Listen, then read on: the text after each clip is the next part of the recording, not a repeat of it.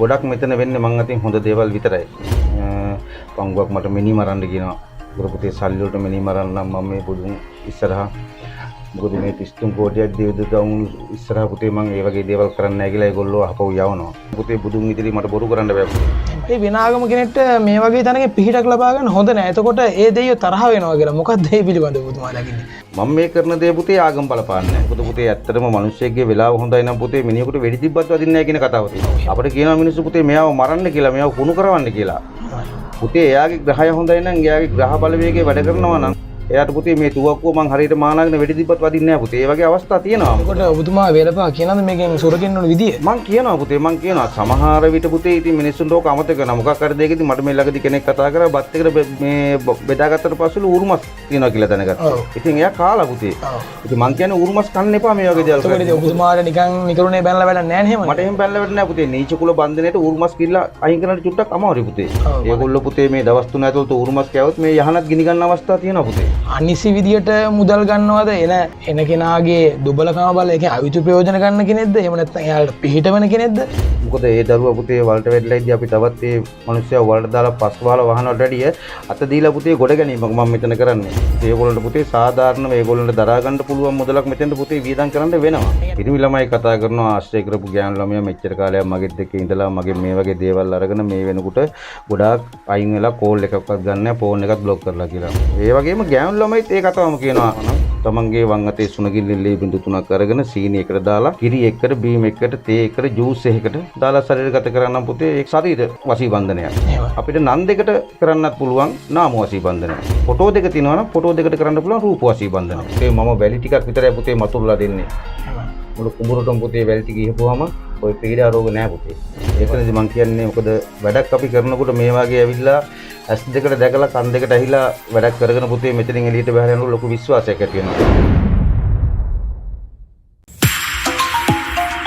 පුදුදාසක් කියලා ප්‍රාර්ථනා කරනවා. ඔන්න අද අපි යනවා විශේෂ කෙනෙක්ව හම්බෙන්න.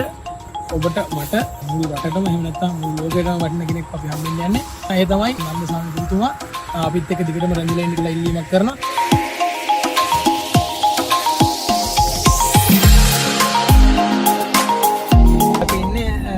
ඉබ්බාගම මඩගල්ල පාරේ දැන් ඉන්නේ. තව ටිකක් ඉස්සරහට ගිහිල්ලා අපි තුමුගේ ගම්පියදරම ගිහිල්ලා අපි අහලා බලමු කාගෙන් හරි තුමයි වෙදමැදුර කොහෙද තියෙන්නේ කියලා. මමත් යන පළවෙනි වතාව. හරි එහෙනම් වීඩියෝ එකේ දිගටම රැඳිලා ඉන්න අපි යමු.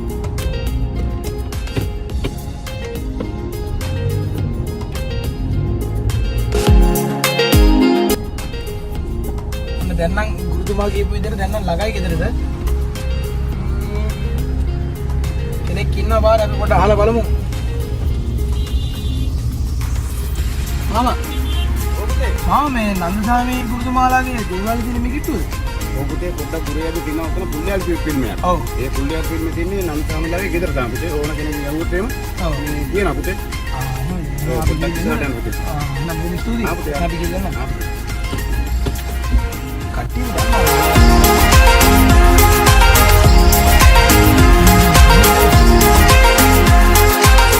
ඔන්න එහෙනම් අපි ගමනාන්තය දක්වා ආවා. දැන් ඉන්නේ නන්දසාමි ගුරුතුමාගේ ගුරුකම් මැදුර. අපි බලමු ගුරුතුමා ඉන්නවද කියලා. මම දැන් ටිකක් කාර්යබහුල පුද්ගලෙක්. බලමු අපි අද අල්ලගන්න පුළුවන් නේද කියලා. ඔන්න එහෙනම් අපි ආවා නන්දසාමි ගුරුතුමා හම්බෙන්න. අපි පොඩ්ඩක් කතා කරලා බලමු ගුරුතුමා මට ඔබට මුළු රටටම ලෝකෙටම පිහිට වෙන්නේ කොහොමද කියලා. එහෙනම් අපිත් එක දිගටම රැඳී ඉන්න. තෙරුවන් සරණයි ගුරුතුමා. තෙරුවන් සරණයි පුතේ. මම ඉඳ ගන්නද? වාඩි. ඉතින් ගුරුතුමා කොහොමද? හොඳයි පුතේ. ලස්සන දේවාලයක් දකිද්දී බුදුන් වහන්සේ ඉන්නවා, දෙවි දේවතාවෝ රසක් ඉන්නවා මෙතන. ඉතින් දකිද්දී ඇත්තටම ලස්සනයි, දේව බයක් ඇති වෙනවා. ඉතින් ඔබතුමා මෙතෙන් දෙන අයට කොහොමද පිහිට වෙන්නේ? ඉතින් පුතේ ඔබතුමා ඉස්සෙල්ලා කිව්වා වගේම ඉස්සෙල්ලා මේ බුදුන් වහන්සේගෙන් අවසර අරන් තමයි මම හැම කටයුත්තක්ම මේ වෙනකොට කරන්නේ. ඉතින් පුතේ මල් ළඟට එන මිනිස්සු පුතේ නොඑක ප්‍රශ්න මෙතන ඉල්ල කතා කරලා තමයි ගොඩාක් දේවල් මම කරන්නේ මේ වෙනකොට. ඉතින් ඒ අතරේ ඔබතුමාගේ වුණත් ගෙදර පවුලේ සම්දු සරුවල් පවුලේ අඩදබර උකට ගෙදරට යම් කිසි දෙයක් කරලා තිනවා නම් ඒ වගේ දේවල් වලට පුතේ පිහිට වෙනවා මම මෙතන. ඉතින් ගුරුතුමා අපිට දැන් සාමාන්‍ය සමාජ මතයක් තියෙනවා දේවාලයක් කියද්දී දකින්නේ වැරදි විදියට. හූනියන් අනවින්න පොඩි වින ඒ පැත්ත තමයි ගොඩක් අය දකින්නේ. සමහර අය දේවල් කරන්න කැමතිත් නැහැ. ඉතින් ඒ පිළිබඳව ඔබතුමා මොකද? ඔබතුමා මේ සම්බන්ධව වැරදි දේවල් කරනවද? යහපතක් කරනවද? එහෙම නැත්නම් වෙනම විදියක් තියනද ඔබතුමාගේ මේ ගුරුකමේ? පුතේ නොඑක් දේවල් නොඑක් කරුණු කාරණා ඔය වගේම මගෙන් ඇවිල්ලා අහනවා පුතේ. ඒ අතරේදී ගොඩක් මෙතන වෙන්නේ මං අතින් හොඳ දේවල් විතරයි. පංගුවක් මට මිනි මරන්න කියනවා. ගුරු පුතේ සල්ලි වලට මිනි මරන්න නම් මම මේ බුදුන් ඉස්සරහා මොකද මේ 33 කෝටියක් දෙවිදතුන් ඉස්සරහා පුතේ මං ඒ වගේ දේවල් කරන්නේ නැහැ කියලා ඒගොල්ලෝ අහපව් යවනවා. නමුත් gedara දොරේ අඩදබර කරදර ඒ වගේ දෙයක් තියෙනවා නම් මොකද ඇත්තටම gedara කරන පවුලේ අමුසමියන් අතර ඇති වෙන ඒ සම්ඩු සරුවල් ඒව දුරු කරනවා. ඒතර පුතේ ඒ වගේම වෙළඳ ව්‍යාපාර තම මොනවා හරි දෙයක් කරනවා නම් ඒක එන්න පාතර වැටෙනවා නම් ඉතින් පුතේ මල්ලගේ සෙත්සාන්ති කර්ම තියෙනවා මේ වෙනකොට ඒව කරගෙන යනවා. මොකද විදේශගත වෙලා ඉන්න දරුවෝ දන්නවා පුතේ ඒගොල්ලන්ට ගොඩාක් මම වැඩ කරලා දීලා තිනවා. අදටත් ඒ දරුවෝ මට පින් දීලා කතා කරනවා පුතේ. අපි ගුරුතුමාව හොයාගෙන ඉන්න විශේෂත්වය තමයි අපිට YouTube එකේ එහෙම නැත්නම් සෝෂල් මීඩියා රසක මේ වගේ දේවල් හම් වෙනවා. නමුත් අපි ඔබතුමාම හොයාගෙන ඉන්න අපිට විශේෂත්වයක් ඔබතුමාගේ අපි දැක්කා. ඉතින් ගොඩක් අය කියලා තිනවා ඔබතුමා කරලා දීපු දේවල් හරි ගිහිල්ලා තියෙනවා. මට පෞද්ගලිකම කෙනෙක් කිව්වා කඩයක් දාලා ඒ කඩේ අඩාල වෙලා යද්දි ඔබතුමාගෙන් පිහිට අරගෙන දැන් හොඳට දියුණු වෙලා තියෙනවා ඒ දේ කියලා. ඉතින් මේ ඒ වගේ දේවල් කරනවා නම් ගොඩක් හොඳයි ගුරුතුමා. පුතේ මම ඒකයි කියන්නේ. මොකද මේ වෙනකොට අපේ දරුවෝ පුතේ නමක් දන්නෙත් නැහැ, ගමක් දන්නෙත් නැහැ. ෆෝන් එකෙන් සල්ලි මිල මුදල් දාලා ගොඩක් දරුවෝ මේ වෙනකොට මුලාවේ වැටිලා මට කතා කරනවා පුතේ. එතනදී මම කියන්නේ මොකද වැඩක් අපි කරනකොට මේ වගේ ඇවිල්ලා ඇස් දෙකට දැකලා කන් දෙකට ඇහිලා වැඩක් කරගෙන පුතේ මෙතනින් එළියට බහලා යනකොට ලොකු විශ්වාසයක් ඇති වෙනවා. ඒත් එකම ගුරුතුමා මම දැක්කා ඔබතුමාගේ දැන්වීමක තියෙනවා දෙවියන් යකුන් බැඳ වැඩගත් පරම්පරා 7ක සිට නොනැසී පැවතෙන යන්ත්‍රමන්ත ගුරුකම් තවමත් මා අතර ඇත. පුතේ මේක යාපහු රාජධානිය කියන්නේ මොකද අපේ ශාල්‍ය කුමාරය අශෝක කුමාරගේ පරම්පරාවෙන් පැවතෙන අපි. ඇත්තන පුතේ මේ තමයි මගේ වියත්තා. මොකද පොඩි කාලේ ඔය වැඩ කටයුතු වලට මාව එක්ක යනවා. ඒක ගිහිල්ලා මට ඇත්තටම පරම්පරා 5ක 6ක පළපුරුද්දක් තියෙනවා මේ සම්බන්ධව. මොකද අපේ මාමා තමයි දෙවිනියට කරේ. මාමා තමයි මට සත්‍ය කරලා පුතේ මේ විදිහට මම මේ කටයුතු දැන් කරගෙන යන්නේ. ඉතින් ඒ වගේ යකුම් බැඳගෙන වැඩ ගන්න දේවල් පුතේ අපි ළඟ තියෙනවා. ඒවා පුතේ ගොඩාක් ඉතින් අර නරක දේවල් වලට තමයි අපි ඒවා යොදාගන්නේ. නමුත් සුබ දෙයකට වගේ දේවල් අපි එහෙම යකුම් බැඳලා වැඩ කරන්නේ නැහැ පුතේ. අවශ්‍ය වෙලාවට අවශ්‍ය තැනට ඒ දේවල් කරනවා. ඒත් එකම ගුරුතුමා මේ මම තව දෙයක් දැක්කා විදේශගතව සිටින අයට මොහොතෙන් ඊතරට බලපාන පරිදි ගුරුකම් කටයුතු ඔබතුමා ගාව තියෙනවා කියලා. ඒ කොහොමද ඒ වගේ මම හිතන්නේ දකින්න අයට සමහරලාට විස්මජනක මැජික් එකක් කියලා හිතන සමහරලාට. කොහොමද හිතන්නේ ඒ වගේ දෙයක්? සත්‍යතාවයක් තියෙනවා පුතේ. මොකද මොහොතෙන් ඊතර දරුවන්ට මම වෙනම විදිහට කරන්නේ පුතේ. යම්කිසි ඒගොල්ලන්ගේ අධිහූනියන් ඉරිපැන්නුම් නූල් පැන්නුම් ඒගොල්ලන්ට මොකද මේ වෙනකොට පුතේ අපිට ගොඩාක් දැනගන්න ඇති වෙන්නේ ගෙදර යන ගෙදර කන්න නැහැ. එතකොට ඒගොල්ලන්ට නිදහසක් නැහැ, පඩි ලැබෙන්නේ නැහැ. ඉතින් මේ හරියට සලකන්නේ වැඩක් කරද්දී ඒගොල්ලෝ පුතේ අවසානයේ වැඩ කරන්න නෙමෙයි අඬනවා මිසක් ඒගොල්ලන්ට පුතේ වෙන නිදහසක් නැහැ. මොකද ගොඩාක් මට කතා කරන මේ ලංකා භූමියට ගෙනලා දෙන්නේ කියලා. ඉතින් පුතේ මම ඒ වගේ දේවලුත් දහස් ගණක් කරලා තියෙනවා පුතේ මේ වෙනකොට.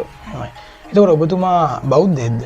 ඔව් පුතේ මම බුද්ධ ආගමේ මම බුදුන් වහන්සේ ඉදිරියේ මේ කතා කරන්න පුතේ.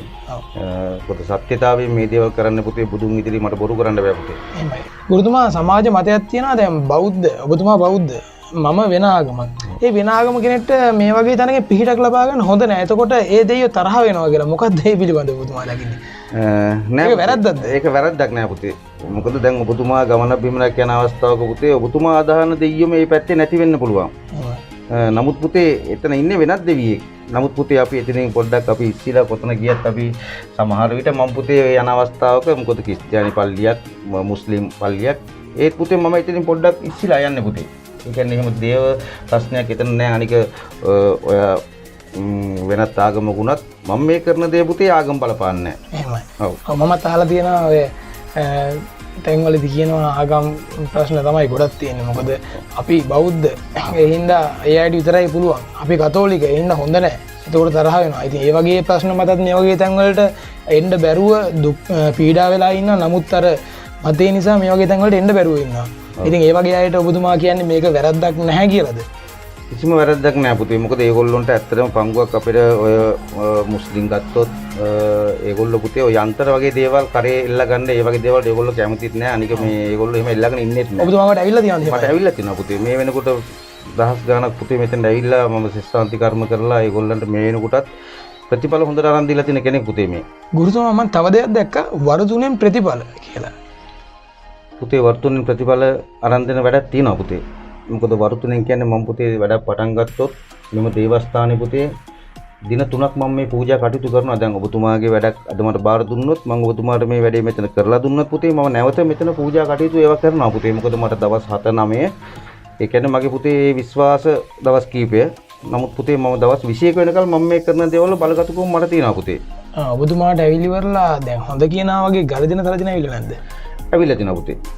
මොකද මම ලංකාවේ ඉන්න පළවෙනි විදා නෙමෙයිනේ පුතේ. එහෙමයි. ඉතින් මටත් ප්‍රශ්න මොකද පුතේ ඇත්තටම මිනිස්සෙක්ගේ වෙලාව හොඳයි නම් පුතේ මිනිහෙකුට වෙඩි තිබ්බත් වදින්නේ නැහැ කියන කතාව තියෙනවා. ඔව් එහෙම තියෙනවා. අපිට කියනවා මිනිස්සු පුතේ මෙයාව මරන්න කියලා මෙයාව කුණු කරවන්න කියලා. පුතේ එයාගේ ග්‍රහය හොඳයි නම් එයාගේ ග්‍රහ බලවේගය වැඩ කරනවා නම් පුතේ ඒ මනුස්සයට මං ගුරු කරන්නේ නෙමෙයි පුතේ.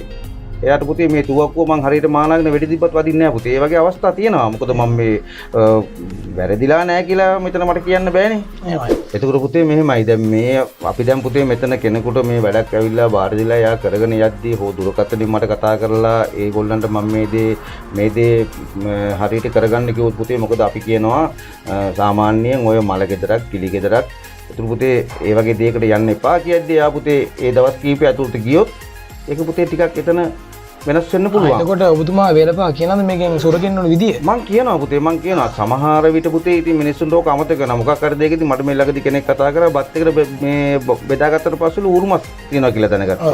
ඉතින් එයා කාලා පුතේ. ඉතින් මං කියන්නේ උරුමස් කන්න එපා මේ වගේ දේවල්. ඒකට ඉතින් ඔබතුමාට නිකන් නිකරුණේ බැනලා වැඩක් නැහැ නේ එහෙම. මට එහෙම බැලලා වැඩක් නැහැ පුතේ. නීච කුල බන්ධනයේට උරුමස් කිල්ල අයින් කරන්න චුට්ටක් අමාරුයි පුතේ.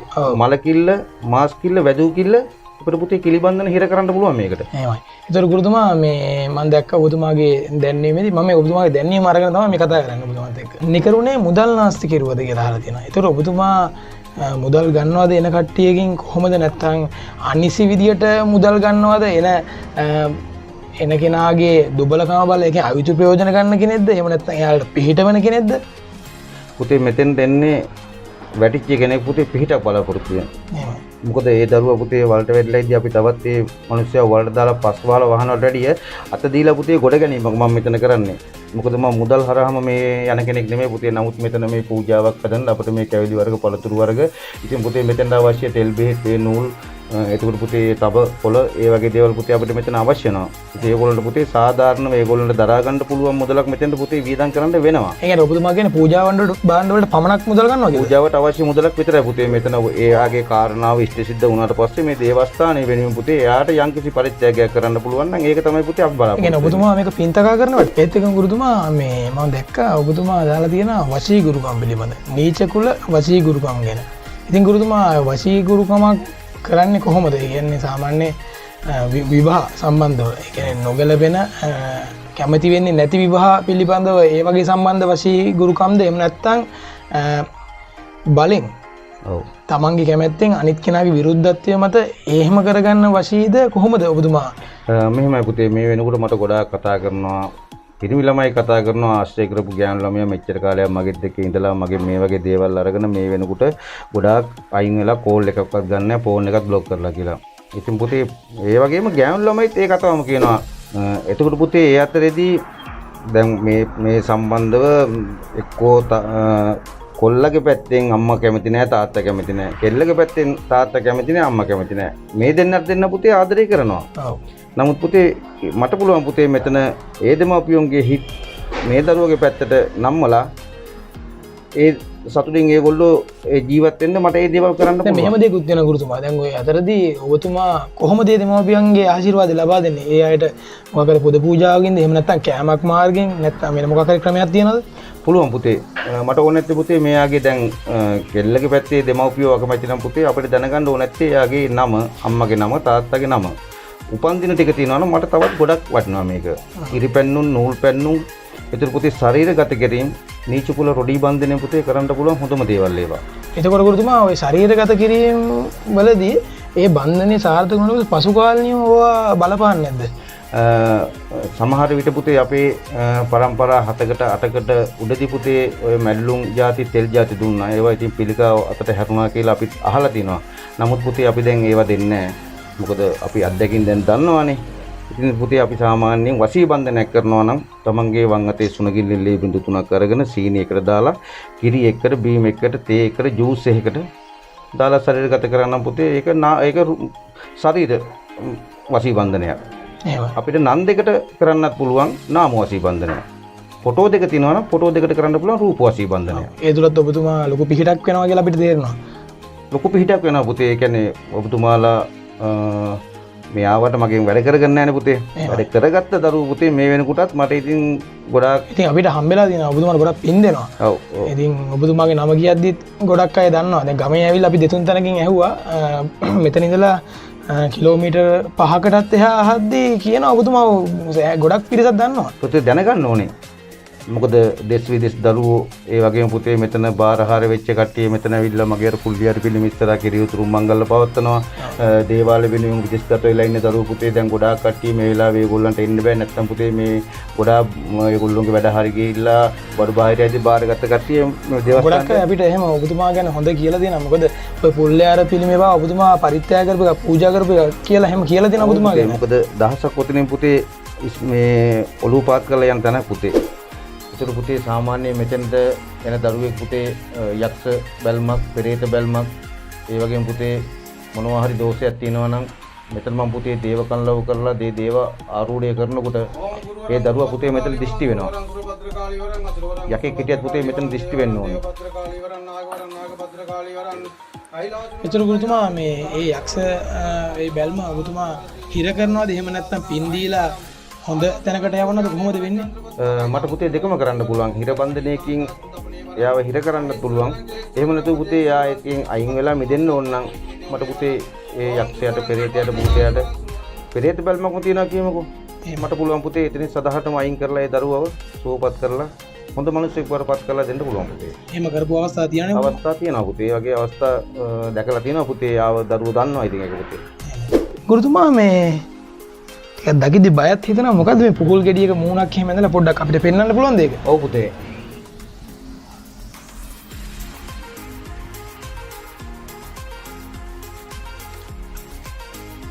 මේ පුතේ තියෙන්නේ බන්ධනයක් කැපීමක්.